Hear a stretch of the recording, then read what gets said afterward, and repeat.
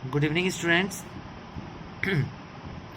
Welcome back again. This is your online English class. We were discussing chapter 2 of Footprints Without Feet, and this is the thief's story. Student हम लोगों ने देखा था कि narrator ने देख लिया था कि अनिल ने पैसे को मैट्रेस के नीचे छिपाए थे, और नरेटर भी चाह रहा था क्या कि इसके पैसे को रॉब करके और यहाँ से निकला जाए। अनिल सोया हुआ था, चांद की रोशनी बालकनी से बिल्कुल इसके बेड पर आ रही थी। मैं अपने फ्लोर से उठा, मैंने सिचुएशन को कंसीडर किया कि अगर मैं पैसे भी निकाल लेता हूँ तो 10:30 की जो लखनऊ की एक्सप्रेस है मैं वो पकड़ सकता हूँ। मैंने धीरे से अपने बिस्तर से मैं उठा, अपने कंबल को हटाया और रेंगता हुआ बेड तक आ गया। अनिल बहुत शांति से सोया हुआ था, उसका चेहरा बिल्कुल क्लियर था और उसके चेहरे पर कहीं धारियाँ नहीं थी, यहाँ तक कि मेरे भी चेहरे पर बहुत सारी धारियाँ थी। तो मैंने अपने हाथ से उस मैट्रेस के नीचे हाथ डाला और नोट को सर्च किया। मैंने देखा नोट वहाँ थे, मैंने उन्हें बिना किसी साउंड के बाहर निकाल लिया। अनिल अभी भी गहरी नींद में सोया हुआ था। मैंने पैसे निकाले और तेजी से रेंगता हुआ रूम से बाहर निकल गया। अब मैं सड़क पर था, मैं दौड़ रहा था। मेरे कमर में नोटों का बंडल बंधा हुआ था मेरे पायजामे के धागे से, और मैंने अपने दौड़ने की स्पीड को कम की। अब धीरे धीरे मैं चलने लगा और चलते चलते मैंने नोटों को गिना। वो 600 रुपये के नोट थे जो 50s में थे। मुझे लग रहा था कि मैं 1-2 सप्ताह तक तो बिल्कुल ऑयल रिच फैमिली की तरह बिल्कुल शान से जी सकता हूँ। जब मैं स्टेशन पहुँचा, मैं टिकट ऑफिस के लिए रुका नहीं, क्योंकि मैंने अपने जीवन में कभी टिकट नहीं खरीदा था। मैं सीधा प्लेटफॉर्म पर गया। लखनऊ एक्सप्रेस बस मूव कर ही रही थी। ट्रेन को भी स्पीड पिकअप करने में काफ़ी समय थे।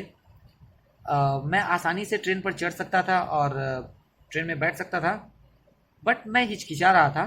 पता नहीं, मैं एक्सप्लेन नहीं कर सकता कि ऐसा क्यों हुआ, बट मैंने ट्रेन में चढ़ने का चांस खो दिया। जब ट्रेन चली गई तो मैंने खुद को उस प्लेटफॉर्म पर अकेला पाया। मुझे कोई आइडिया नहीं था कि मैं कहाँ जाऊँ। मेरे कोई फ्रेंड नहीं थे, और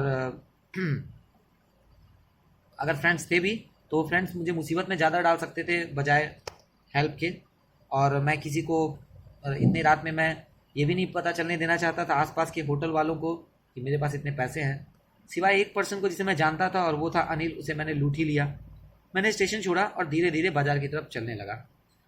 अपने चोरी के छोटे से कैरियर में मैंने बहुत सारे लोगों के चेहरों को पढ़ा है। जब उनकी चीज़ें खोती है, लालची लोगों का कुछ खोता है तो वो डर जाते हैं, अमीर लोगों का कुछ खोता है तो वो गुस्सा होते हैं, लेकिन जब गरीब का कुछ खोता है तो उसे अपनी किस्मत मानकर वो एक्सेप्ट कर लेता है। लेकिन मुझे पता था कि अनिल का चेहरा कैसा होने वाला है। जब अनिल को पता चलता कि उसके पैसे को मैंने चुरा लिया है तो उसे थोड़ी दुख होती, पैसे को खोने का नहीं बल्कि भरोसे को खोने का। फिर कुछ देर बाद मैं चलते चलते मैदान में आ गया, वहाँ बेंच पर बैठ गया। रात में थोड़ी ठंड थी, नवंबर का अर्ली मंथ था। हल्की बारिश शुरू हुई तो मैं थोड़ा सा डिसकम्फर्टेबल हुआ, और जल्दी ही बारिश जो है वो तेज़ हो गई। मेरे शर्ट और पायजामे जो थे वो मेरे स्किन से चिपक गए, वो भीगने लगे, और एक ठंडी हवा मेरे चेहरे पर लगने लगी। मैं बाजार वापस गया और मैंने क्लॉक टावर के नीचे शेल्टर लिया। क्लॉक में मिडनाइट शो हो रहा था। मैंने नोट के बारे में सोचा। नोट तो भीग चुके थे।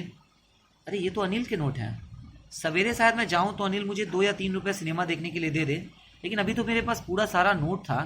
मुझे अब खाना बनाने की ज़रूरत नहीं थी, मुझे बाजार जाने की ज़रूरत नहीं थी, और मुझे पूरा सेंटेंस सीखने की भी ज़रूरत नहीं थी। मैं तो भूल ही गया था इस चोरी के एक्साइटमेंट में होल सेंटेंस ये क्या हो गया। मुझे पता था कि अगर मैं होल सेंटेंस सीख लूँगा तो एक दिन में 100 रुपीज़ या उससे ज़्यादा भी कमा सकता हूँ।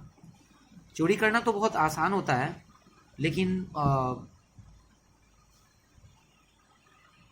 उतनी ही आसान पकड़ा जाना भी होता है।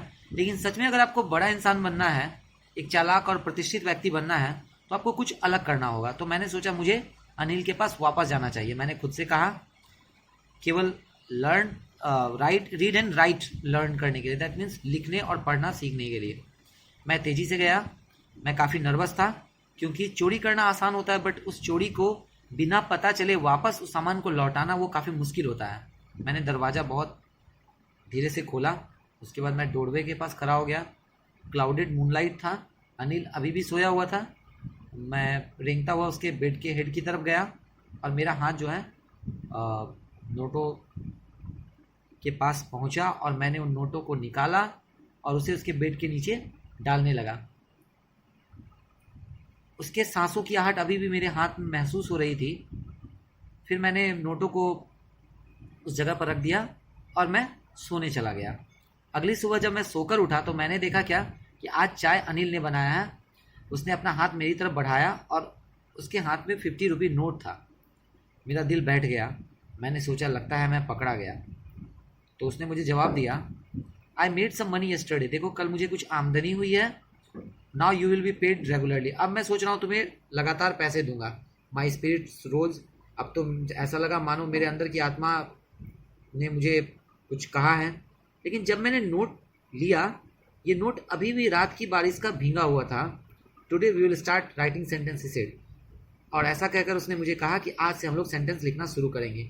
ही न्यू, वह जानता था, लेकिन ना उसके होठों ने मुझे कुछ एहसास होने दिया और ना उसकी आंखों ने।